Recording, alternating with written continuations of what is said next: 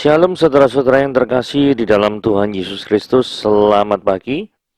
Judul renungan kita pada hari ini adalah Aku Menggendongmu. Putri saya yang kala itu berusia 3 tahun berlarian sambil kami mengajaknya ke sebuah mal. Anak itu terus berlari tanpa peduli lagi pada dunia. Peringatan saya padanya pun sepertinya tidak berguna. Kami pun membiarkannya sampai akhirnya dia terduduk lemas di lantai dengan napas terengah-engah. Dia memanggil-manggil saya sambil mengulurkan kedua tangannya. Saya tahu apa yang artinya. Saya mengangkat tubuhnya, meletakkan kepalanya tepat di bahu saya, menggendongnya, dan dalam hitungan menit dia tertidur dengan pulasnya. Melihat tingkahnya, saya berpikir tidak ingin menjadi anak seusianya. Tapi terkadang saya berpikir betapa menyenangkannya menjalani hidup tanpa tekanan ketika ada orang tua yang bisa mengurus semuanya. Namun pada satu titik saat saya merasa betapa lelahnya menjalani hidup dengan segala deritanya, saya mendapati bahwa Allah melakukan sama persis ketika saya mengangkat dan menggendong putri saya. Ketika rambut di kepala saya mulai memudar warnanya, ketika tubuh semakin lemah, Allah masih tetap setia mengurus dan menggendong saya sebagai anaknya. Firman dan janjinya sungguh menyejukkan hati, dikala kelelahan dan keletihan melanda hidup kita. Allah mendukung kita tidak saja saat kita masih berada dalam kandungan, tetapi di saat usia kita semakin menua, saat rambut kita memutih, bahkan saat kita tidak lagi berdaya, bahkan ketika orang-orang yang kita cintai tidak lagi mampu memberikan pelukan, Allah tetap setia memeluk kita di bahunya. Dia benar-benar Bapa yang ajaib. Di sepanjang hidup kita, sejak kita dilahirkan sampai tiada, Allah tetap setia mendukung dan menggendong kita. Oke, mari kita lihat, kita belajar firman Tuhan pada hari ini ya. Apa kaitannya nih ya, film Eternal dan mitologi Babilonia dan kisah di dalam Alkitab. Wah, ini menarik ini ya. Kita bahas Yesaya 46 ayat 1 sampai 4. Dewa Bel sudah ditundukkan, Dewa Nebo sudah direbahkan, patung-patungnya sudah diangkut ke atas binatang, di atas hewan yang pernah kamu arak, sekarang telah dimuatkan sebagai beban kepada binatang yang lelah, yang tidak dapat menyelamatkan bebannya itu. Dewa-dewa itu bersama-sama direbahkan dan ditundukkan, dan mereka sendiri harus pergi sebagai tawanan. Dengarkanlah aku, hai kaum keturunan Yakob. Hai semua orang yang masih tinggal dari keturunan Israel. Hai orang-orang yang kudukung sejak dari kandungan, hai orang-orang yang kujunjung sejak dari rahim. Sampai masa tuamu, aku tetap dia, dan sampai masa putih rambutmu, aku menggendongmu. Aku telah melakukan dan mau menanggung kamu terus. Aku mau memikul kamu dan menyelamatkan kamu. Saudara, mari kita belajar ya. Di sini kan disebut Dewa Bel dan Dewa Nebo. Kita belajar Dewa Nebo dulu ya.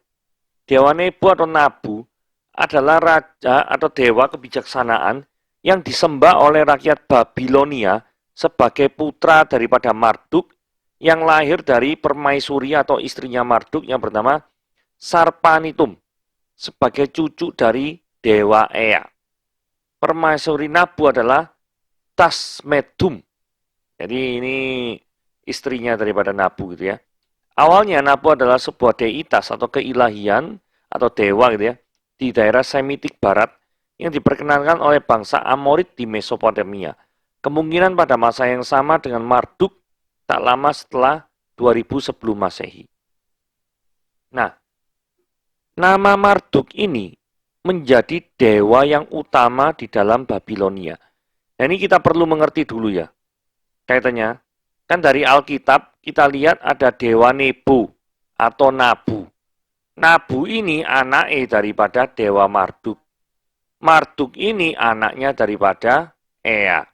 Nah, Marduk ini jadi deitas utama atau raja daripada dewa-dewa di Babilonia.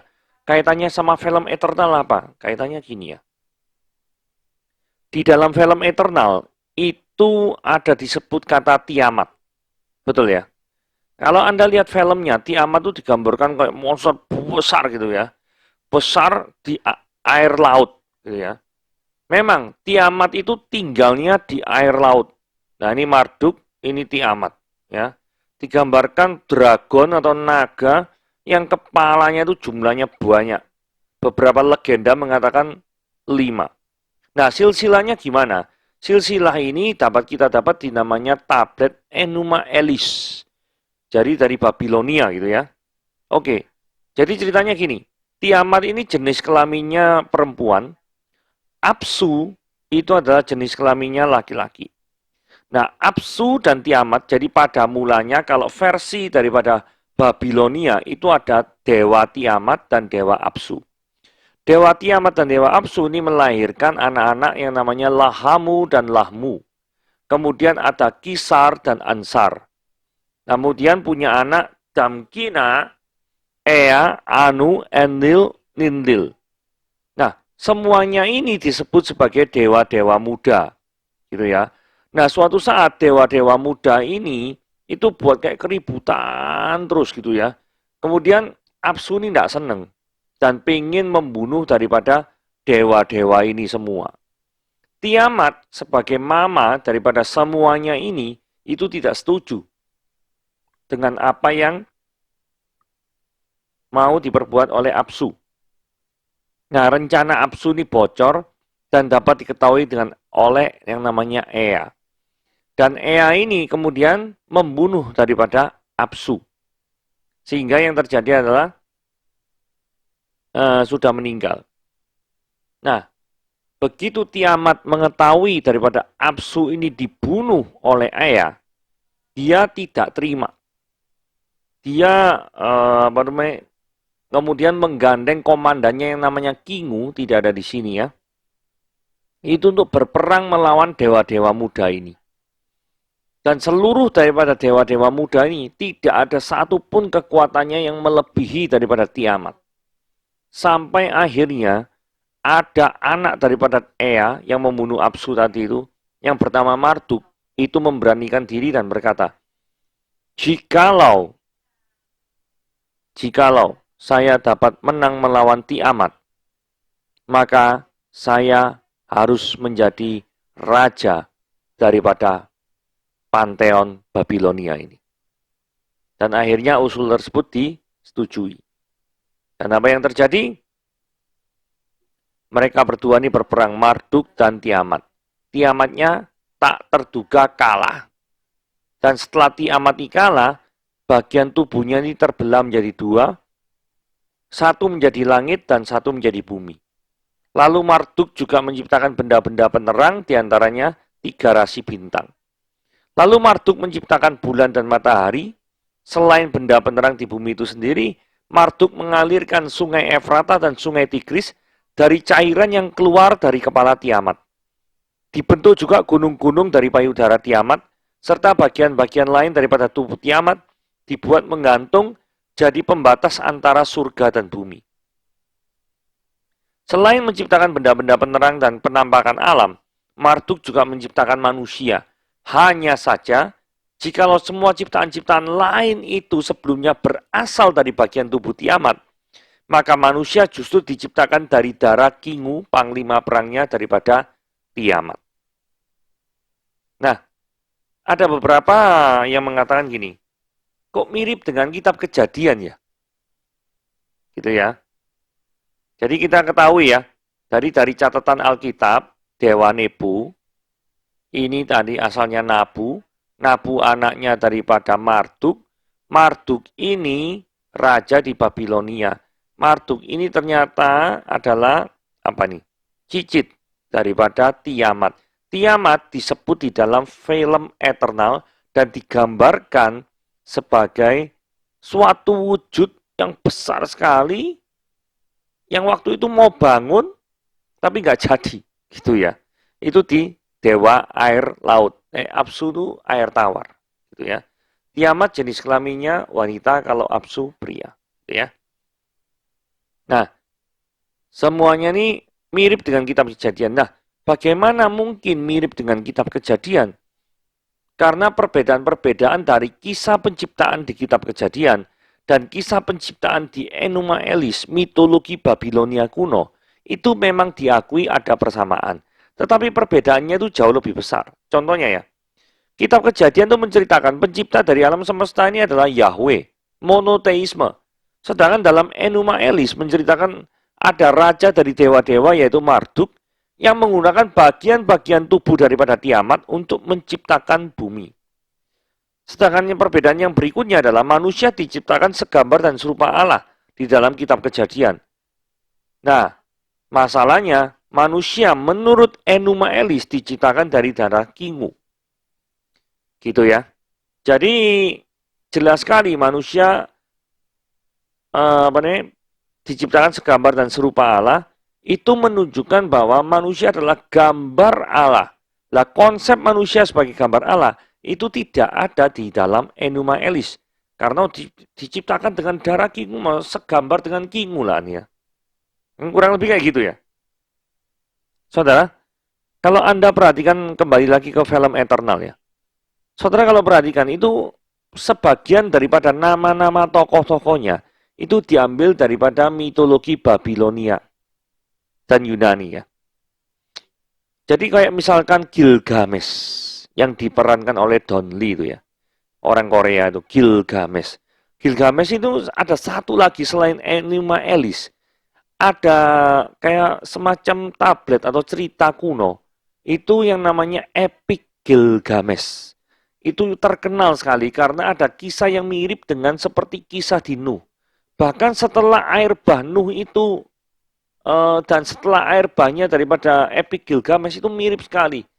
Karena apa? Ada yang menerbangkan burung kemudian kembali untuk ngecek kedalaman air itu mirip sekali. Jadi menarik sekali untuk mempelajari Gilgamesh, Epic Gilgamesh gitu ya. Kemudian kalau kita perhatikan ada nama seperti Tiamat gitu ya. Tiamat yang mau dibangkitkan itu loh. Ya toh? Kemudian ada nama-nama juga seperti Kingu. Memang ini Kingu gitu ya, tapi mirip-mirip. Kingu yang main orang India itu, yang nari-nari, yang jadi vlogger itu loh. Nah, itu. Kemudian ada suatu, kalau Anda perhatikan, adegan pertama itu ada di Mesopotamia, yaitu daerah di tempat di mana mitologi Babilonia itu ada pertama kali. Kemudian kalau Anda perhatikan lagi, mereka kalau nggak salah sebelum dunia modern itu terakhir ketemu di Babilonia tahun 545 sebelum Masehi. Kalau nggak salah, saya lupa tahunnya, sekitar 500-an. Itu adalah zaman-zaman di mana raja-raja seperti Nebukadnezar itu terkenal-terkenalnya itu ya. Jadi kalau kita lihat film Eternal, ada sebagian daripada cerita dan tokoh mereka itu mengambil settingan daripada mitologi Babilonia. Begitu ya, kurang lebih ya. Nah, sekarang kita perhatikan ayat 34. Saudara kalau perhatikan ayat 3 baik-baik ya. Dengarkanlah aku, hai keturunan Yakob. Hai semua orang yang masih tinggal dari keturunan Israel. Hai orang yang kudukung sejak dari kandungan. Hai orang yang kujunjung sejak dari rahim. Saudara, saya merasa ya, ada frase teks ini ya. Kudukung sejak dari kandungan. Kudukung sejak dari, apa namanya? Kujunjung sejak dari rahim. Ini menunjukkan adanya kaum pilihan. Karena apa? Kok bisa Tuhan mendukung kita sejak kandungan?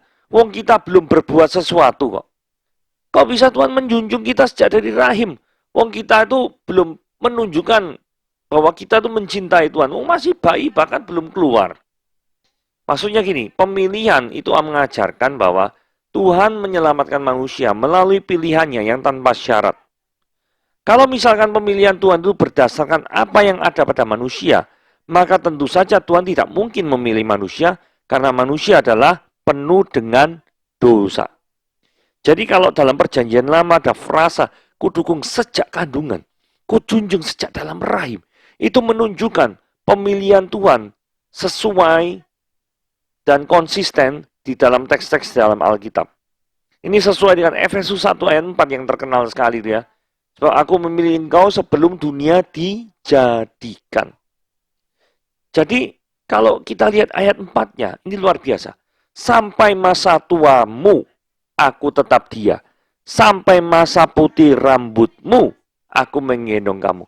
Jadi artinya, Ini kalau di dalam doktrin reform itu ada yang namanya perseverance of the saint. Jadi Tuhan itu akan menjaga daripada kehidupan orang-orang yang sudah dikuduskan, orang-orang yang percaya. Sedangkan kalau yang tadi pilihan, yang kudukung sejak dari kandungan, kujunjung sejak dari rahim, ini menunjukkan daripada doktrin yang namanya unconditional election. Begitu ya. Karena Tuhan sudah mendukung seseorang sebelum seorang itu melakukan sesuatu apapun. Nah, apa aplikasinya praktis dalam kehidupan kita? Kalau kita sambungkan tadi dengan cerita dewa-dewa dari Babilonia, itu artinya gini. Orang-orang Israel waktu itu, mungkin ada beberapa di antara mereka yang harus menyembah Babilonia karena mereka dibuang di Babilonia. Tetapi satu hal yang penting, orang-orang di Babilonia, bukan orang-orang ya, dewa-dewa Babilonia itu tidak pernah bisa menolong, memelihara, bahkan berkuasa atas hidupmu. Mereka tidak pernah bisa. Yang berkuasa menyelamatkan hidupmu, itu adalah siapa? Yehova. Yang mendukung kita. Sehingga Yehova mengatakan, aku telah melakukannya dan mau menanggung kamu terus. Ini luar biasa ya. Artinya pemeliharaan Tuhan atas hidup kita itu terus-menerus dan tak mungkin berhenti. Kalimat terakhir itu sangat menghibur. Aku mau memikul kamu dan menyelamatkan kamu. Saudara-saudara kita merasakan hadirat Tuhan. Ketika Tuhan sudah bekerja dalam hidup kita, apakah kita sungguh-sungguh merasakan bahwa Dia benar-benar Allah yang peduli terhadap umatnya, Allah yang mencintai daripada umatnya? Sudahkah Anda menyadarinya? Tuhan Yesus memberkati.